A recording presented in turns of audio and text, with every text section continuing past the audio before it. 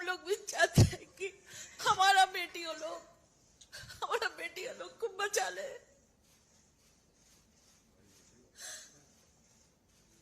मणिपुर में हुई महिला के साथ विभत्स अभद्रता व शारीरिक उत्पीड़न का वीडियो एवं घटना पर बोलते हुए स्वयं भाजपा की नेता नीतू पांडे बंगाल में महिलाओं के उत्पीड़न एवं दर्द को बताते हुए रोने लगी।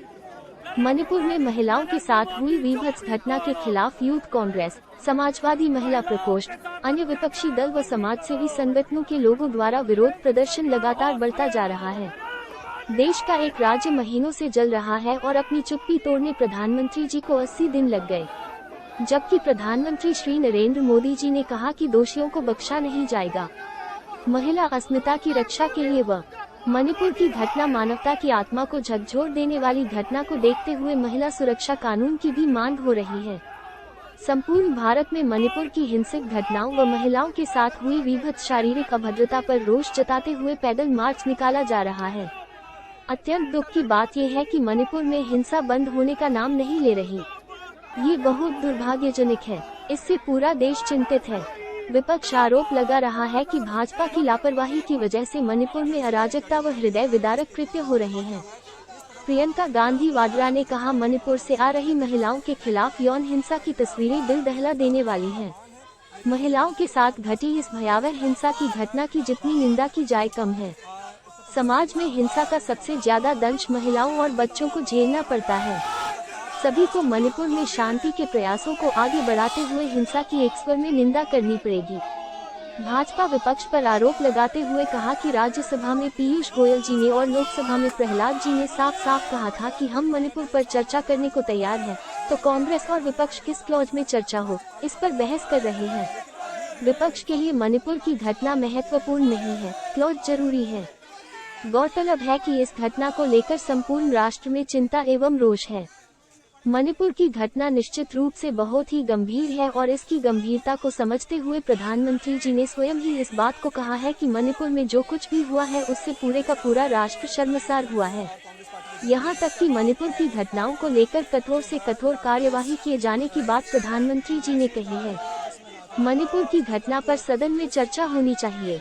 भाजपा नेताओं का कहना कि कुछ ऐसे राजनीतिक दल हैं जो कि अनावश्यक यहाँ पर ऐसी स्थिति पैदा करना चाहते हैं ताकि किसी भी सूरत में मणिपुर की घटना पर चर्चा न हो पाए। सचमुच ये प्रतिपक्ष मणिपुर की घटना को लेकर जितना गंभीर होना चाहिए उतना गंभीर नहीं है। दूसरी ओर मणिपुर के हृदय विदारक वीडियो को देखकर संपूर्ण विश्व स्तब्ध है। किसी भी महिला के साथ ऐसा कभी नहीं होना चाहिए। सुप्रीम कोर्ट भारत के सर्वोच्च न्यायालय के मुख्य न्यायाधीश श्री चंद्रचूड़ जी ने भी रोष जताते हुए सरकार से त्वरित एक्शन लेने को कहा। आरएसएस टाइम्स की विशेष रिपोर्ट।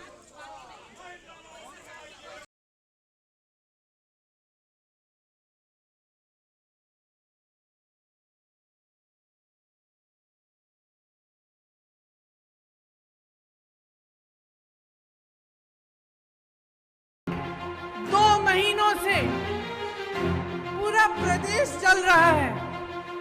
घरों में आग लगाई जा रही है, मार काट हो रही है, आपस में महिलाओं के साथ भयावह अत्याचार हो रहा है। बच्चों के सर पर छत नहीं रहे और हमारे प्रधानमंत्री जी ने 77 दिन के लिए कोई बयान ही नहीं दिया इस पे। वहां पे एक्शन लेना छोड़िए, एक लफ्ज नहीं कहा। मजबूरी में, क्योंकि एक इतना भयावह वीडियो वायरल हुआ कि वो फिर चुप नहीं रह पाए, तो मजबूरी में एक बयान दिया उन्होंने, एक वाक्य बोला और उस वाक्य में भी राजनीति खोल दी। उस वाक्य में भी उन्होंने उन प्रदेशों का नाम ले लिया जिसमें विपक्ष की सरकार है। इंटरनेट और मीडिया पर जिस तरह की वहां पाबंदियां लगी हुई हैं, वो भी हैरानी की बात है।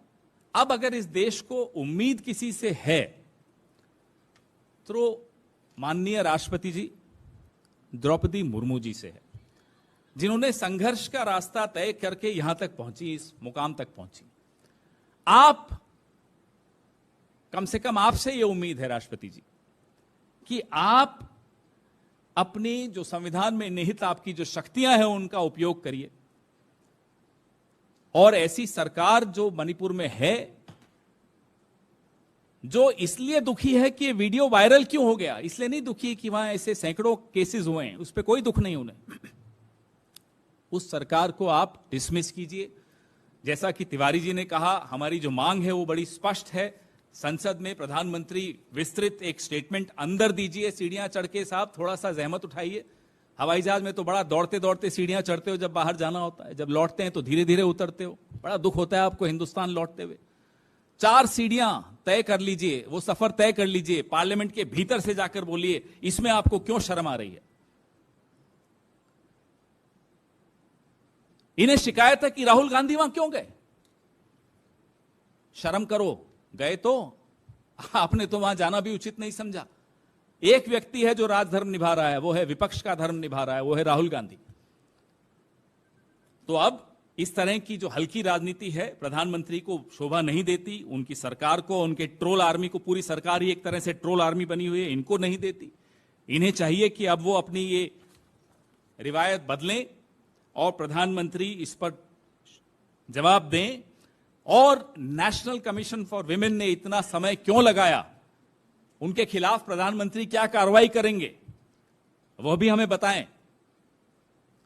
वीरेंद्र सिंह, जो रोज उनकी टिप्पणियां जितनी बार आती हैं उतनी बार लोग हैरान हो जाते हैं कि ऐसा व्यक्ति मुख्यमंत्री बना हुआ है, उनके खिलाफ क्या कार्रवाई करेंगे बताएं।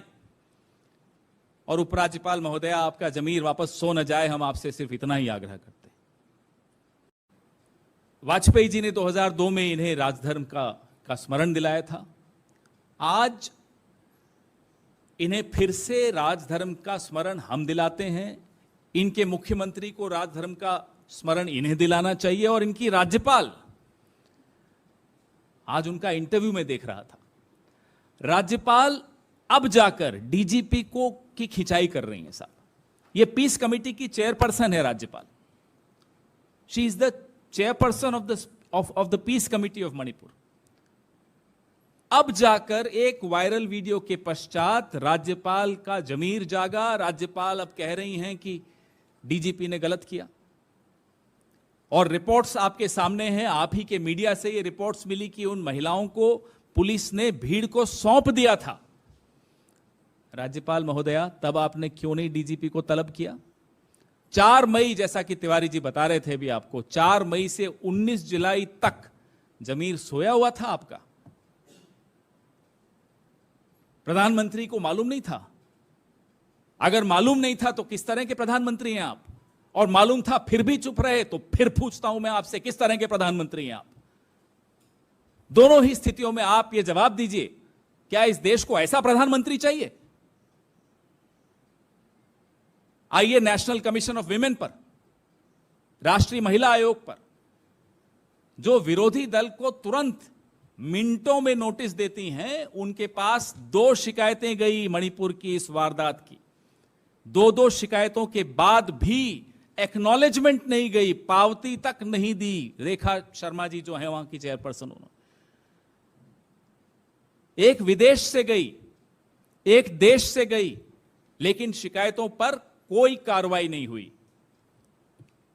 ये तीसरा राजधर्म का मैं आपको उदाहरण दे रहा हूं। अगर किसी ने राजधर्म का यहां पालन किया तो विपक्ष ने किया। राहुल गांधी अगर वहां जाकर खड़े हो सकते थे तो क्या नरेंद्र मोदी नहीं जा सकते थे? वोट मांगने तो चले जाते हैं।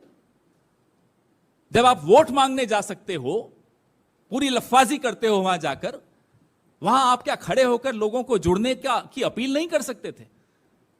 और you don't have the confidence that you have any moral authority left. आपको लगता ही नहीं है आपके पास कोई नैतिक बल बचा है कि आप इस तरह की अपील कर सकें। आमतौर पर हमारी महिला नेत्रियां इस मुद्दे पर ज्यादा प्रखर होती हैं, तो आज ये हमने तय किया कि हम में से कोई भी सहज नहीं हो पाया जब से ये वीडियो हम लोगों ने देखा। पुरुष हो या महिला, बात महिला पुरुष की नहीं है, बात मानवता की है, बात भारतीयता की है। प्रधानमंत्री जी भी तब बोले जब उनके ट्रोल्स तक पिघल गए। ये इतनी भयावह घटना थी कि भारतीय जनता पार्टी के ट्रोल्स जब पिघलने लगे, तब मोदी जी को लगा कि अब उन्हें कुछ बोलना चाहिए। और बोलते हुए भी अपनी मंशा उन्होंने स्पष्ट कर दी। बात मणिपुर की लेकिन अपने ट्रोल्स को इशारा कर दिया कि राजस्थान और छत्तीसगढ़ की दिशा में अब बात करना शुरू करी, और कल से आपने देखा उन्होंने शुरू की भी। माफ कीजिएगा प्रधानमंत्री जी, न राजस्थान के मुख्यमंत्री अशोक गहलोत जी, न छत्तीसगढ़ के मुख्यमंत्री भूपेश बघेल जी इतने निर्लज हैं कि इस तरह की कायराना बात वो करेंगे। घंटों में गिरफ्तारियां होती हैं इन दोनों राज्यों में। बिल्कुल नो टॉलरेंस क्राइम के प्रति हमारे राज्यों में आप देखेंगे। मैं आपको एनसीआरबी का 2021 की रिपोर्ट बता रहा हूं। टॉप पहले पेज पे जितने राज्य हैं 2021 में ये सब भाजपा के पास थे। अब इसमें से हिमाचल और कर्नाटक हमारे पास अब आया है। आसाम, हरियाणा, मध्य प्रदेश, उत्तराखंड, उत्तर प्रदेश, अरुणाचल, हिमाचल, कर्नाटक, मेघालय, सिक्किम, त्रिपुरा, ये टॉप के मैं आपको बता रहा हूं क्राइम अगेंस्ट विमेन।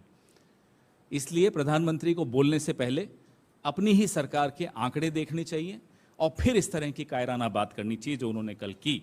और जो व्यक्ति पंचायत से लेकर लोकसभा तक अपने नाम से वोट मांगने निकलता हो, उसको इस तरह की बात, माफ कीजिएगा, इस तरह की निर्लज बात करते हुए थोड़ा सोचना चाहिए था। ये प्रधानमंत्री को शोभा नहीं देता। आपके अपने मणिपुर के जो मुख्यमंत्री हैं भाजपा के, ये डबल इंजन का जो एक इंजन है,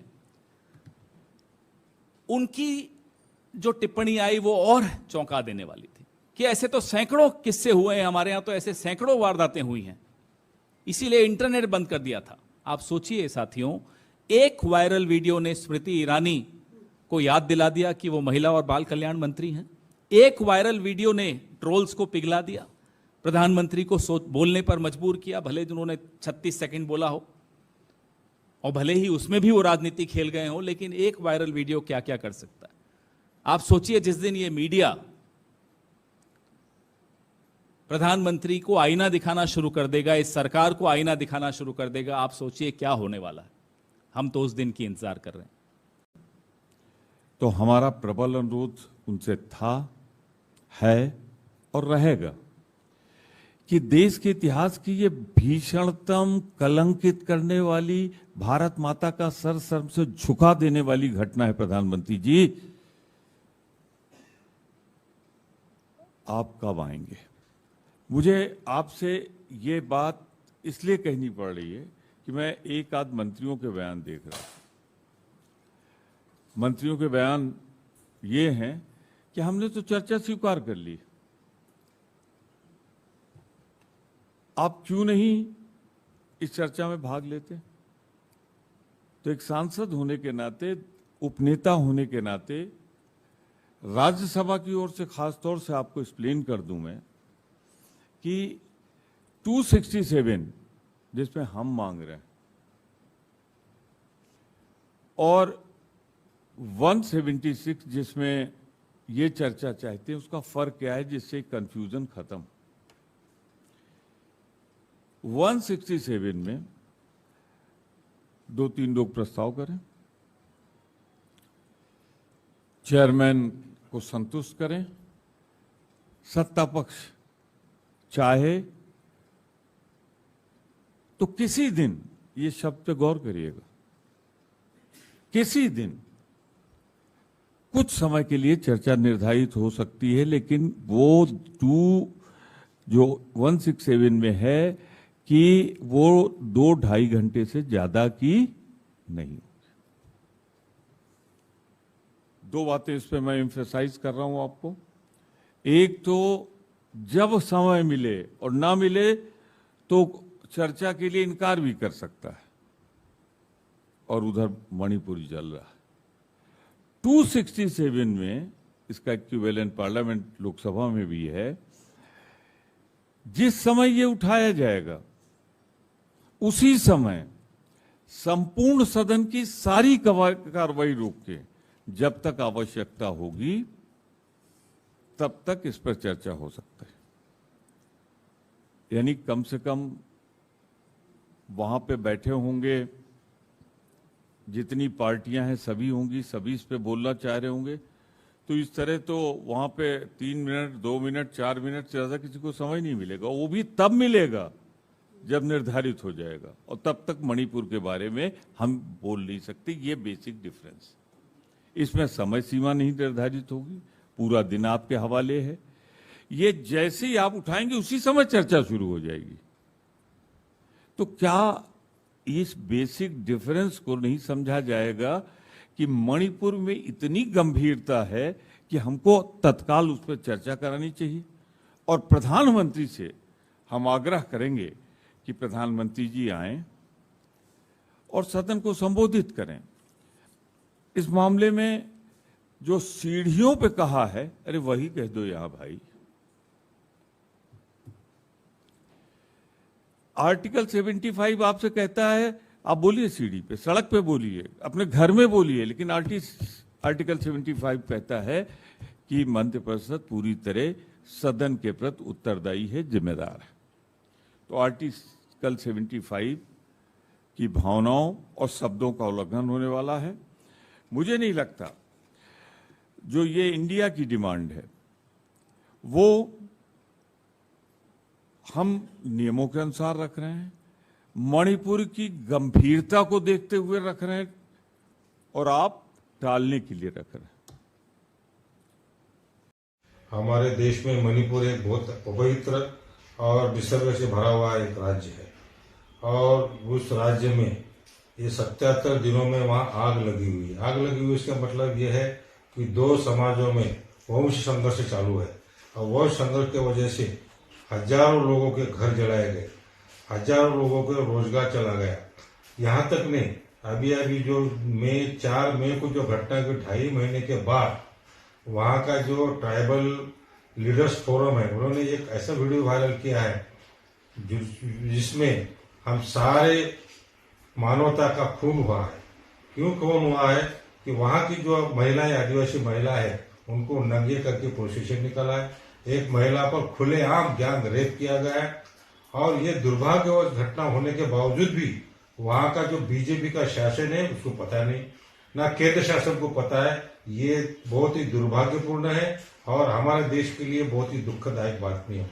अच्छा, ये 77 दिन होने के बाद में हमारे देश के पंतप्रधान, इतने बड़े पंतप्रधान है माननीय मोदी जी, इतनी बार खुलेआम उनको मालूम हो रहा है कि वहां हिंसाचार चल रहा है, कंट्रोल हो रहा नहीं है, फिर भी माननीय मोदी साहब ने 77 दिन में एक बार भी जो हिंसा बढ़ी है, हिंसा बढ़ती जा रही है, कंट्रोल में नहीं है, उसको शांतता रखना चाहिए, ऐसा पंतप्रधान करके एक बार भी अपील नहीं किया, एक बार भी विनती नहीं की। ये भी बहुत दुर्भाग्य बात है।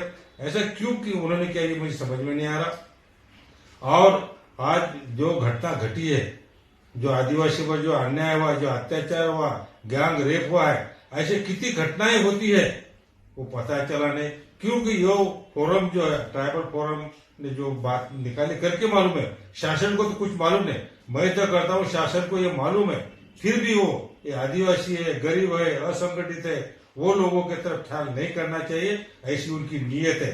नहीं तो इतने दिन कार्रवाई क्यों नहीं होती? अगर कई जगह घटती तो होती नहीं, क्या होती है? मैं समझता हूँ उस देश, उस स्टेट में बहुत ही बड़ा अन्याय हो रहा है, मानवता का खून हो रहा है, फिर भी केंद्र शासन और वहां का शासन ख्याल नहीं करता। मैं दूसरे माननीय मोदी साहब को उनका इतना बीजेपी का कंट्रोल है, ये 77 साल में वहां बहुत सिचुएशन कंट्रोल नहीं हो रही, दिन ब दिन अन्याय हो रहे, लाखों लोगों के घर जलाए जा रहे, सैकड़ों लोग मारे जा रहे, डेड बॉडी पहचानने में नहीं आ रही। इतना होने के बाद भी माननीय पंतप्रधान कभी शांतता पैदा हो ऐसी कोई बात नहीं कर रहे।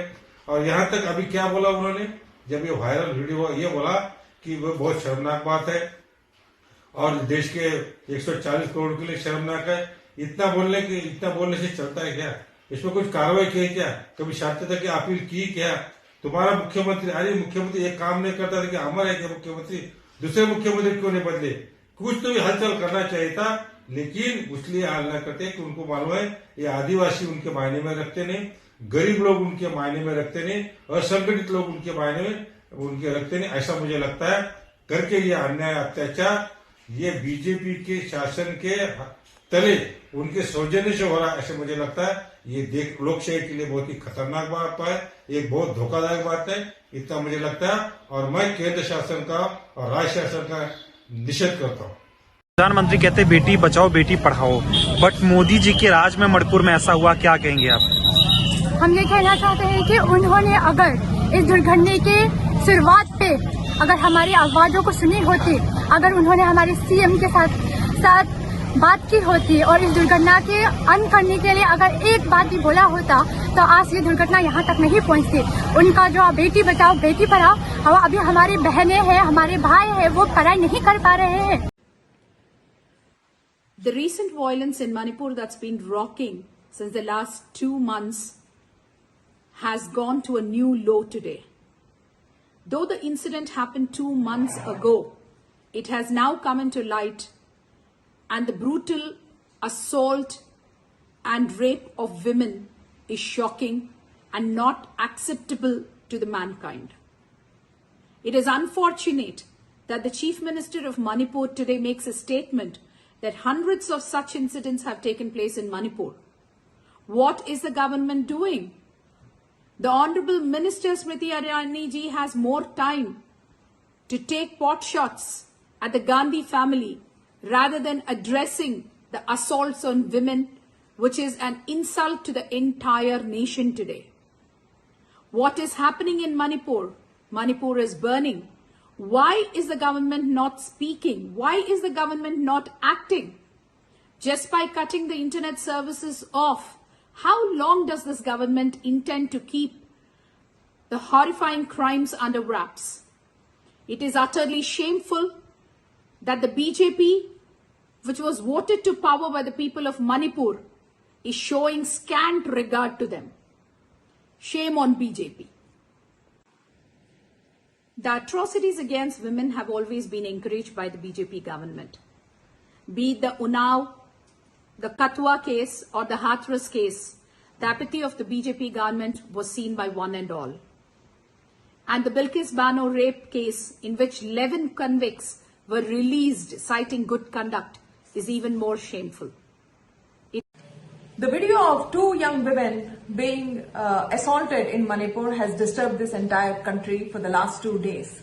Let's now examine exactly what the Prime Minister, Mr. Narendra Modi, was doing in the last 2 months while the Manipur violence had reached its peak. It was making headlines not just in India but abroad, and questions were raised why the Prime Minister was on his state visits, on what action was the government taking, and how responsible was it acting against human rights violations in these states. Not only was his answer inadequate, but the journalists who had asked these questions were also trolled mercilessly by those who supported Mr. Modi. While that was happening and while he was visiting banquets hosted by the heads of nations of these countries, women were being targeted, youth and citizens were being killed rampantly in Manipur. The opposition raised these issues, visited these places, and was prevented from even meeting those victims of violence. In fact, the opposition was criticized for visiting these areas.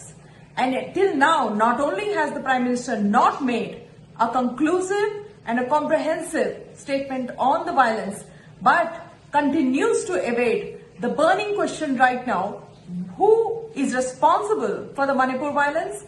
Who are the groups being supported by which political party? And also on the justice being done for the victims of the violence. Perhaps it's too much to ask for the Prime Minister to address the Manipur issue and begin with an apology to the women of Manipur, to the sisters, the mothers and the daughters of Manipur, and explain why the BJP consistently fails to protect women in the states ruled by the party, whether it is Uttar Pradesh, Madhya Pradesh or Manipur. Can we expect this from the BJP? Can we expect this from the Prime Minister, Mr. Modi, that he would begin with an apology to the women of India? When the same party, the BJP, appreciates the sanskar of the rapists who are released from jails, what do you expect in states where BJP rules? Do you think women are safe? It's for the women voters of this country to answer this question in the next election. मैं दे देता हूँ। इधर आ जाओ, ऐसे आ जाओ ताकि photo भी आ जाए।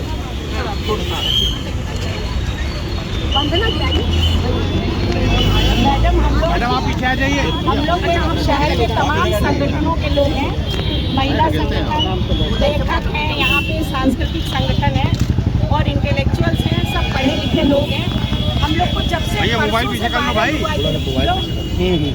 हम लोग बेचैन हो गए हैं इस वीडियो को देख के। हम लोग को लग रहा है कि हमारी बेटियों को नंगा किया गया है, हम सब को नंगा किया गया है, ऐसा महसूस हम लोग कर रहे हैं। वो हाथ जो नाग जैसे चल रहे हैं, वो लग रहा है जैसे हमारे तन पर चल रहे हैं। इतना भयानक वीडियो। और सबसे ज्यादा शर्मनाक है वहाँ की पुलिस का रोल, कि पुलिस ने भीड़ के हवाले उन कुकी समुदाय की तीनों औरतों को कर दिया और 900,000 की भीड़ उन महिलाओं के प्राइवेट पार्ट से छेड़खानी करती थी। शर्म आती है हम लोग को बोलने में। और उसके बाद अब जो है वो सरकार को बर्खास्त भी नहीं किया जा रहा है। हम सब लोग मांग कर रहे हैं। सबसे पहले हम पूरा ज्ञापन आपको नहीं पढ़ के सुना रहे हैं, ये मैडम राष्ट्रपति महोदया के नाम है, क्योंकि वो भी एक महिला है और ट्राइबल से आती है। वो लोग शायद हमारी पीड़ा को समझेंगी।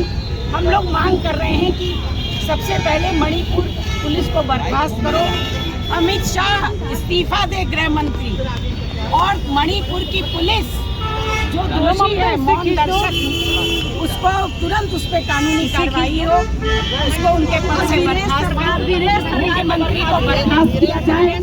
और वो कह रहे हैं कि 6,000 FIR है, तो विभिन्न थानों में FIR की जांच करके और उन आरोपियों को पकड़ा जाए, पहचान किया जाए। ये 2 महीने से आरोपी खुले घूम रहे हैं, इनको पकड़ा नहीं गया, ऐसे जाने कितने केस होंगे। और दूसरा कि तुरंत गिरफ्तारी करके और इनके ऊपर कानूनी कार्रवाई हो, ये हम लोग की मांग है। नहीं तो पूरे देश की महिलाएं इस समय बहुत असुरक्षित महसूस कर रही है अपने को। हम लोग की पीड़ा बयान करने वाली नहीं है। हम लोग आज की औरतें सड़क पर उतरेंगी अगर इसका तुरंत कोई कार्रवाई ना हुई। देश की महिलाओं मानवता सर्वसार हुई है।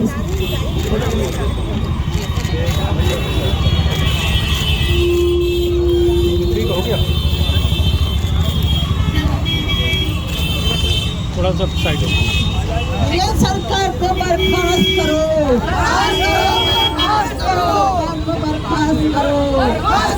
बर्खास्त करो, मंत्री इस्तीफा दो, इस्तीफा दो, इस्तीफा दो, अभी सा इस्तीफा दो।